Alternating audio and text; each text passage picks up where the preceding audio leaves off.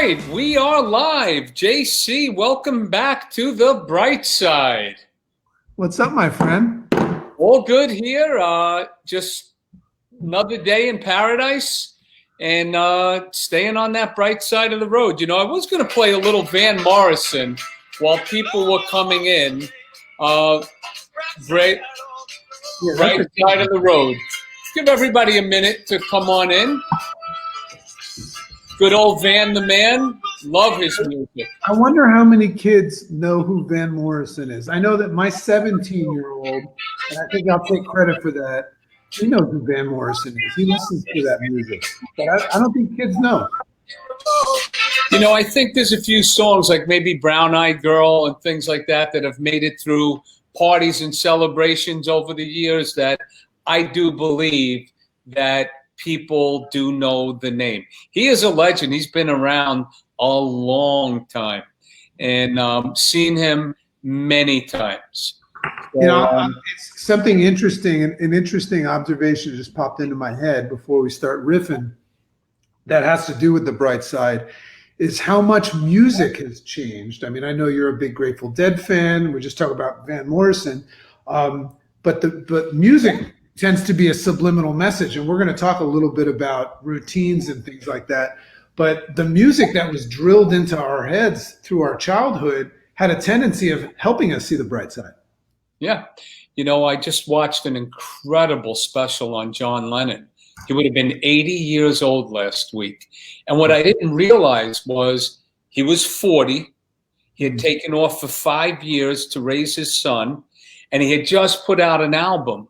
And you want to talk about the words and the lyrics to his album and how applicable it is to the world that we're in today. But yet that was 40 years ago. So he would have been 80 last week. Wow. An 80-year-old John Lennon. I don't know about that. We'll see. I still picture him in bed with Yoko. Yeah, that was an Annie Leibowitz picture, that Forever, cover of Rolling Stone. I mean, that was, they of course, they portrayed that, as well as they had the police, they had the nurses, they had just all the details, and all the people were 40 years older. It's pretty wild to watch. So people are coming in, so why don't we get started? For those of you that weren't here last time, we're creating a series here called The Bright Side, where there are two ways to look at a situation. A lot of people are just stuck and caught up in the dark side when they have a choice that they can see the bright side. And JC and I, we were talking about how do you get up every day? Which side are you on? And what are some things to do to help you get to the bright side? And we talked about morning rituals and how important they are. Yeah, for sure. And, you know, it's interesting that word choice, you know, I saw something and I posted it on my Instagram the other day and I loved it.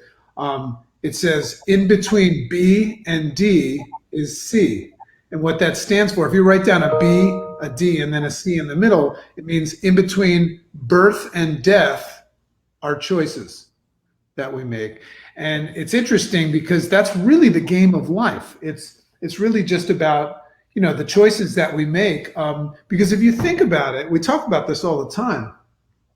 Just looking at the bright side is just a choice. You know, is it the better choice? It sounds like the better choice.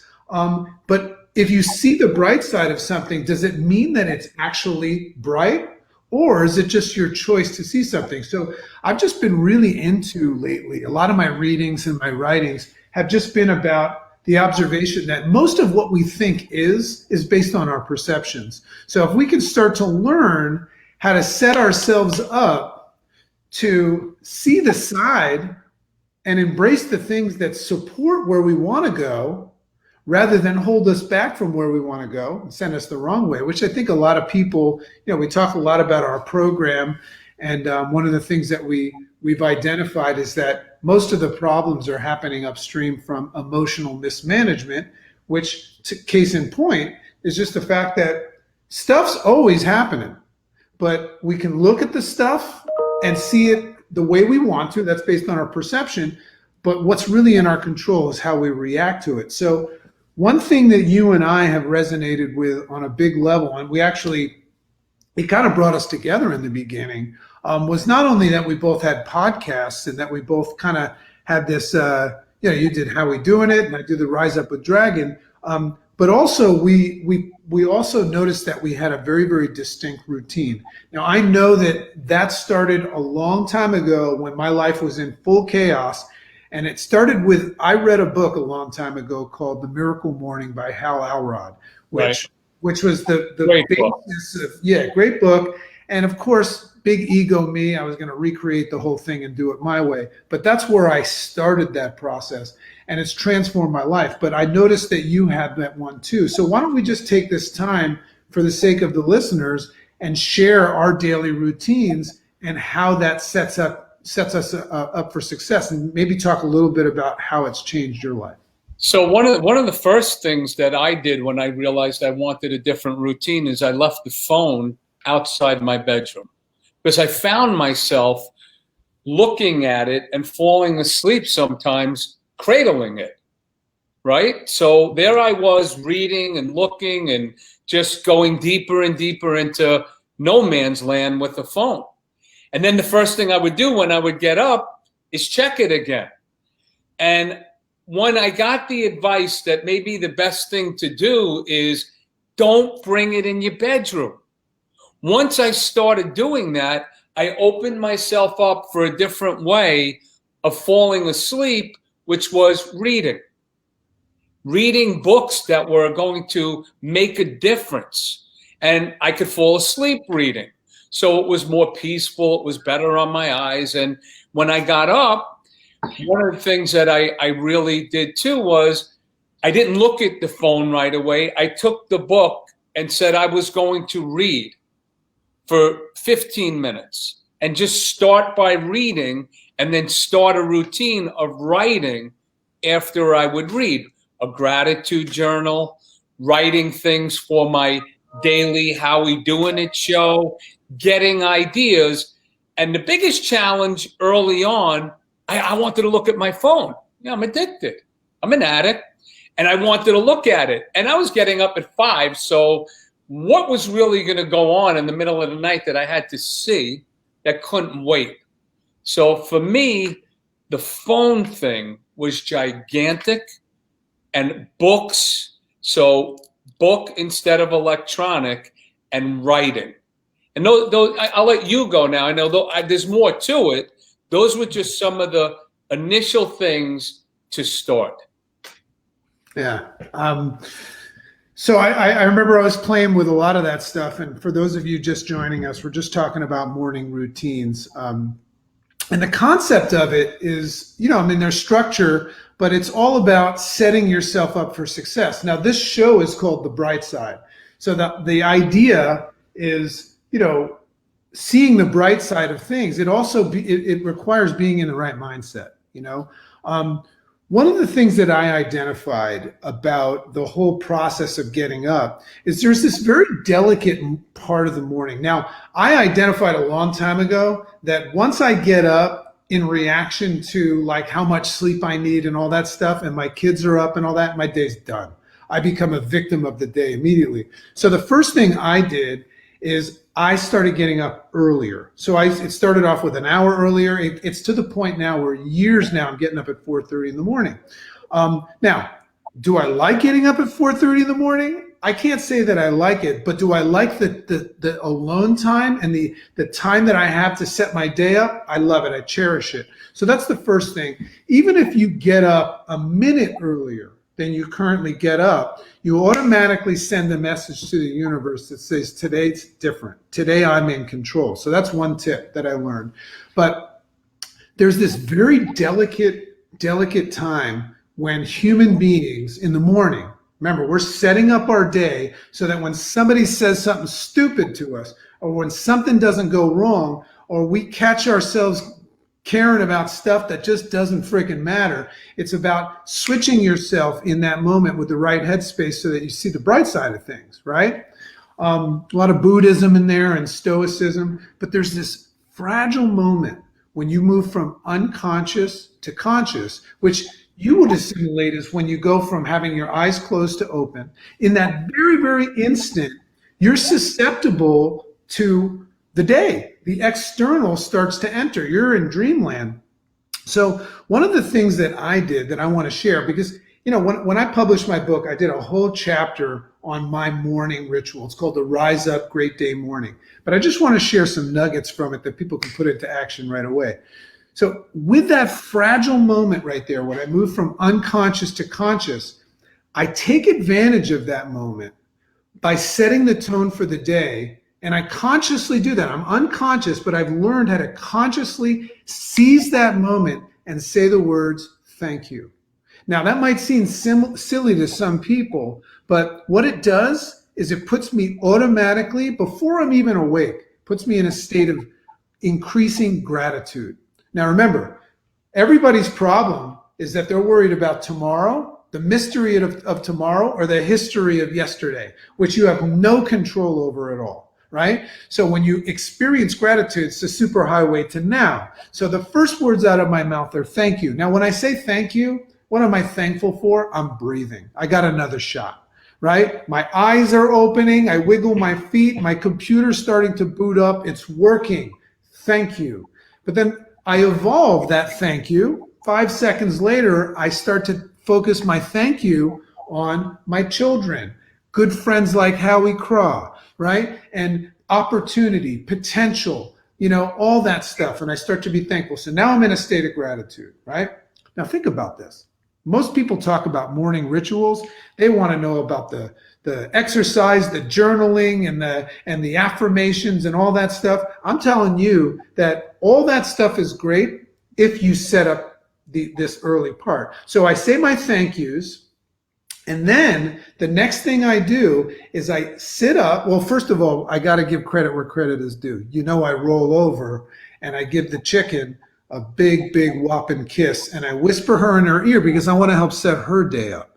And I whisper her in her ear that I love her. It makes me feel good to say that. I'm thankful for her. And that's important because a happy chicken is a happy dragon. So the next thing I do, Howie, is what's that? No. For those that know.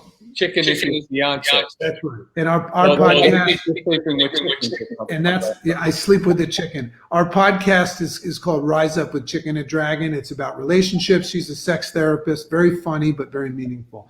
But here's the key. Here's the key. This is my magic moment right now. When I put my feet on the ground, the first thing is I have a cue. You know that on our program, we always teach people about habit forming. Right? So I need something to trigger my mind and my mechanics for the day. I need something to trigger. So my cue is two things. The first thing I do is as soon as I touch my feet on the ground, right in front of me, positioned the night before, are my sneakers. The whole concept of lacing them up, it's very big for me. So I put my feet on the ground, right? But right before I put my shoes on, I say out loud, now you can ask the chicken, I've been doing this for years. Out loud, I say these words, how can I help? Now, the reason why I say that is because I want to be in service to others. It's what makes me feel great. Everything else is coming, but the first things I do is I say, how can I help? Now, I challenge anybody to say thank you, like I say, and then start your day and say, how can I help? And just put yourself in service and gratitude. That alone will change your entire life. Then the next thing I do, just quickly, I put my feet on, I lace them up. Sometimes I say I'll lace them up, right? And because that means that exercise is going to happen. Because you know that the inner critic in your head is just going to, like a high-powered attorney in a courtroom, is going to campaign for the idea of doing nothing and hitting the snooze button. So you need all these things. So then, of course, I go to the bathroom.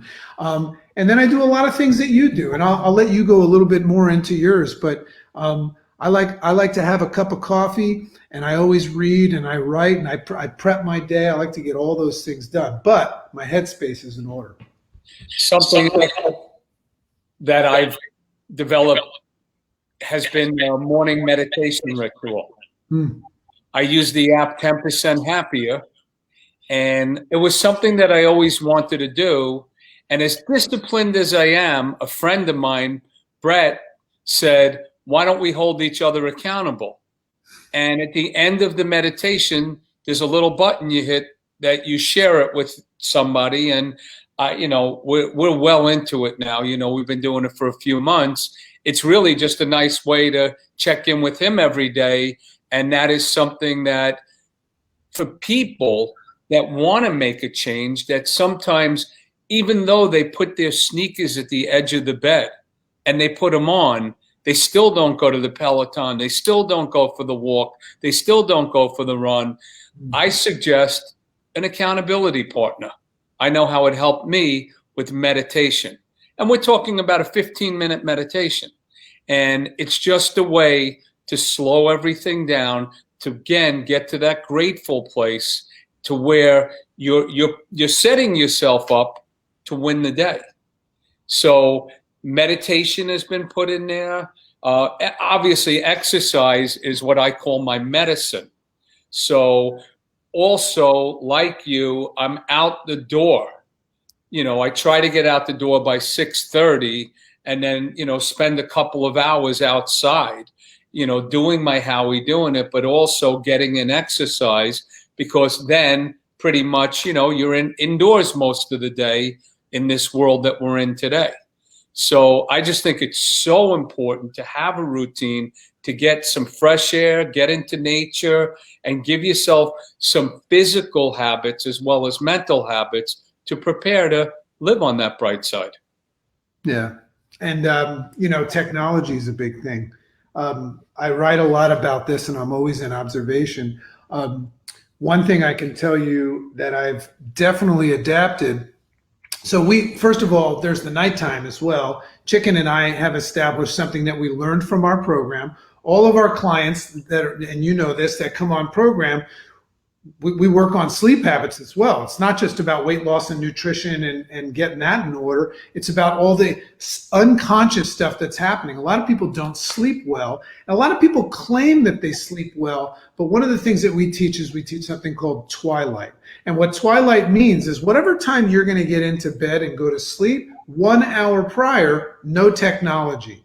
Now, we don't understand how powerful the outside in externals are and how they manipulate us. We've talked a little bit about this, but you want to talk about unconscious behavior. How many times do you reach for your phone? I mean, you have been unconsciously trained to live by that phone. Is the number 1,200 times a day or 2,400 like times? Yeah. I mean, every now and then you should go look at your usage. I work to decrease my hours on there.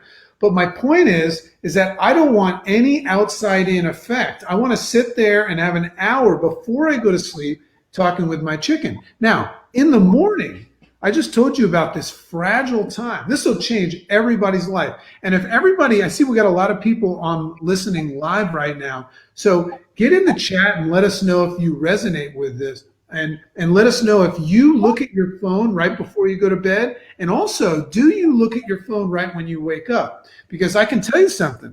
What I'm telling you is that this first 15 minutes to a half hour of your morning is going to set you up to where you can handle adversity with grace. Right? Somebody says something to you, some misfortune happened, some circumstance happened, and you handle it no problem. You say, this is not happening to me, this is happening for me. All these things. You decide what matters, what doesn't. You also look and if you set your morning up the right way, you say, hey, that's not my job. That's not my bag, baby. I'm not in control of that. That's the value. But one of the mistakes people make, and I want people to be honest, get in the chat and tell us, do you look at your phone when you wake up? I understand. I did that most of my life. I was trained to do that. But as soon as you pick up that phone, you're gambling.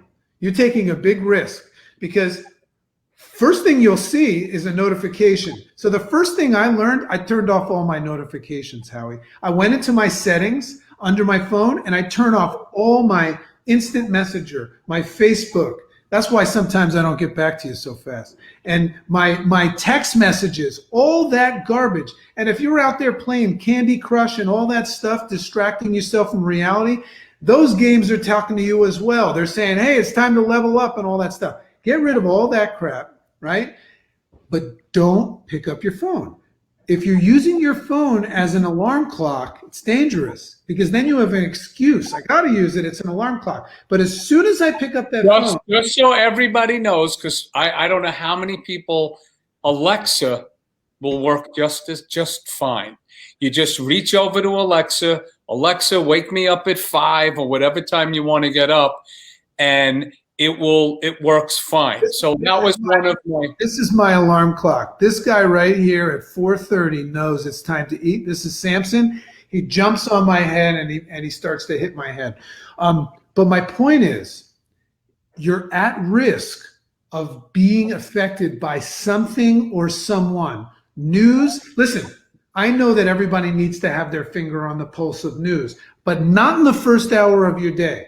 Because remember something, as your computer boots up and it's getting ready and it's booting up a program that's setting you up for success that day, remember, win the morning, win the day. And if you allow outside stuff, you're gambling. You're gambling. So one of the things that I do is I know where my phone is, but I make sure buzzers off and all that. So when I'm going through my morning ritual and I'm reading and all that, nothing. The first time I touch my phone, and you can look at my Instagram account and see, it's usually at like 6 or something like that when I post. I've already booted up and I start to get my creativity from reading my books and things like that. By the way, reading a fantastic book from my good friend, probably #2 best-selling book right now. It's called Limitless by Jim Quick. Fantastic book. I saw you quoted that today, and some of that quotes from there were just really great. JC, the other thing that people are guilty of is going in. They say, I got to look at my phone in the middle of the night when they get up to go to the bathroom. What could be good doing? What good are you doing at 3 in the morning when you got to go to the bathroom and you're reading whatever? Nervous energy. You know, remember something.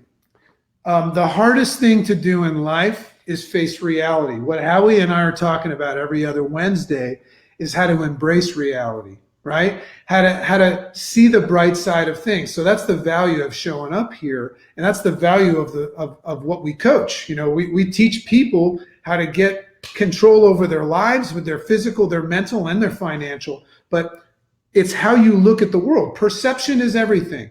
So if you're messing around with this stuff, and I'm seeing in the chat, on the online chat, I'm seeing a lot of people resonate. They're saying, oh, I'm allowing this to happen at night. Ugh, you know, I do this in the morning. It's okay. Most people do, and most people are unaware of it. But what I'm telling you is play around in this sandbox and don't allow your boot up to be affected by a virus.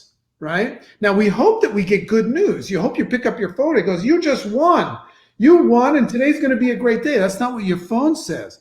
People wake up in the morning and they go, hey, I got a problem. I got a problem, and I want you to deal with it. So let go of that. You're not ready to deal with those problems. And what we don't know is they set us up to see the dark side of the moon all day. Yeah, and you know, we allow these things. You know, how many times have you heard about that 1 hour twilight before you actually go to sleep? And you know, I see it. I mean, you know, I raised 3 children that their computers were in their bed. They grew up on that. I mean, that was, you know, because their TV programs are on it and their instant messaging and their Facebook. We used to have little toys. We'd go, and our parents used to say, put those toys away, go to bed. Yeah, but I think being consistent is another thing. You know, consistently having good core, because like we talk about all the time, to create a habit takes 66 days or somewhere roughly around there. Easy habit, 66. Right, 66 days. So if you started to get up 1 minute earlier tomorrow, in 66 days, if you did a minute a day, you know, you'd be over an hour earlier. But what I find incredibly amazing is that you and I, at times, will converse at 6 in the morning, 6:15. How many of my peers that are living that bright side, that are doing things in service, that are helping others and making a difference, are already up and deep into their day, and it's only 6:30 in the morning? Well, think about it, Howie. Think about the relationship you and I have. Without getting into particulars, what I sent you this morning at 6 or whatever, positive or negative? Positive. Right? What the hell would I do that for? Now, 70. is that just a win for you? No, for you too. Right. So here's another part of this, folks, right?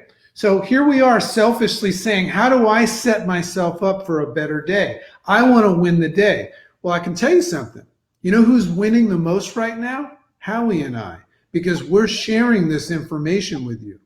You see? So that's another aspect of it. You know, if you learn something here today, give it away. That's how it's going to stay. That's what I always used to say, right? So another aspect of this is pay things forward. When you learn something, apply it, experience the win, 100% win from this stuff. And nobody is going to be able to tell me that they have to look at their phone in the morning. Okay, if somebody's in the hospital and there's an emergency and somebody's having a baby, I get it. You're off the hook. Everybody else, BS, right? There's no reason to do that. So you know that this will improve your life. So it's really just a matter of if you've decided you want to improve your life or not, right? So that's an important thing. But once you start playing around in this magical sandbox and you start to get wins, if you want to really take ownership of those wins, go out and share it. Let's see. Howie does a podcast or a live on Facebook every day, and so do I. I wonder why. Is that for everyone else? A little bit. Howie is practicing his craft every day by teaching other people how to be positive. So there's a clue right there. Share positivity with other people, help other people up, and you win the most. And we talk about that all the time. I think we touched about that last week too, when we talk about, what's our why? Why do we go out and do that? Sure, helping a lot of people, but we feel great doing it too. And, that routine that I have every morning of going live with something positive, boy, does that help set my day up in the right direction. Makes you feel important. Makes you feel important. Guys, everybody just wants to matter. Right? Everything you think is important is not really important, right? What you're going to care about at the last 10 minutes of your life is, do I matter? Was I useful, right? That's what you leave behind. That's your legacy, right? So yeah, get out there and help people. We spend so much time struggling to win for ourselves. Sometimes often the healing happens from helping others heal. I feel better after this. So do I. It's great. I know that we're going to try and keep this to a half an hour. So we're going to just wrap it up here in a couple of minutes. I guess today it was, thank you, Alice. Appreciate that. Today was really just to touch upon the bright side, getting out of bed in the morning and being grateful from that moment that you awake, being thankful and recognizing that you are thankful for the air you breathe and the side of the bed that you're waking up. Thank you, Donnie. I appreciate that. That's why you keep your phone there so you can get up at 4 o'clock to watch me. Do we give him permission for that? Of course. Yeah. Listen, everybody's in their own reality.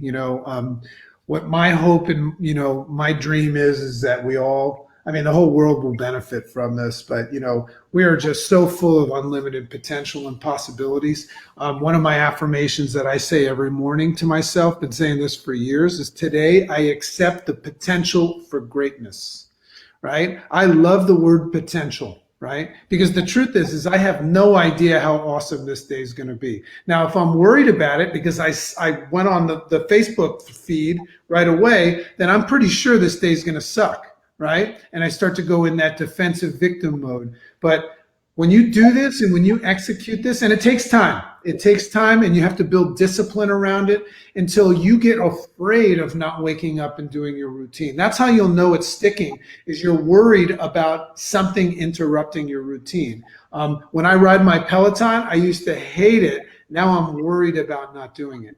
And the last thing is I want to say before you close it up is all human beings want the same things. This is what I know about all of you. Every single one of you wants to be happier, healthier, and wealthier. You're all seekers of the This is what I know for sure. I know what you want. You're just struggling with the execution of it, and it's based on your belief system. You've been taught by your mother, father, teacher, and preacher what you can and cannot do, what you should and should not do. But I know what you want. So if you woke up and you have a window of opportunity, that's what Howie and I do for a living. We look to see if people's windows are open, because if your window is open, like ours was when we began this journey, reach out and just say, I woke up today and I want to start over. I want to reset. I want to redo. I want to start moving in the right direction, and I want to start seeing the bright side. And we're here for that. Just reach out to us. You know, we just had a question. I know you just got back from your first travel in a while. You were out at Sundance, and Jamie wanted to know how your trip was, and maybe just a little bit about what you were doing out there, and share. I mean, because I know how excited I am for what you've shared with me about our program.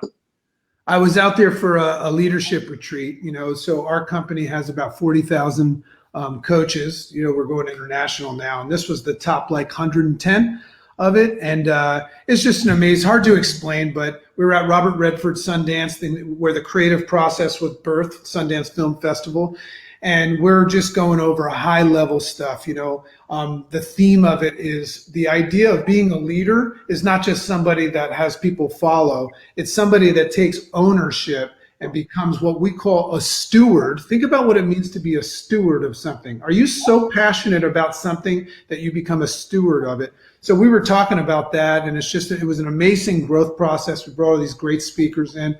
But the craziest thing that happened is while I was out there in the middle of the speaking, because we were outside doing this outside amphitheater up on the mountain, it was beautiful. There's a 3,000 acre forest fire going on a mile from us, and we had to evacuate. But the obstacle is the way. We took advantage. We saw the bright side, and you know what we did? Instead of going out to the access road and taking a right to go back to the airport, we had to take a left and go through the Alpine Loop, which was the most gorgeous adventure with these big, beautiful birch trees, and we stopped, and Chicken and I took pictures and everything. So there's another example. Forest fire, redirect, beauty. The obstacle is the way. Thank God for that obstacle. Yeah, and they seem to just always come. So it's how you deal with them, be prepared for them, and go in with a great attitude. So we'll continue to build on this series. We'll do it again in 2 weeks. Mark your calendars.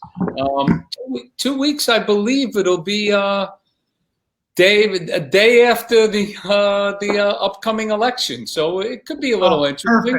Perfect. We'll talk about the fly on his head. Bye-bye. That'll be great. Thanks, JC. Appreciate it, buddy. See you in 2 weeks. Bye-bye.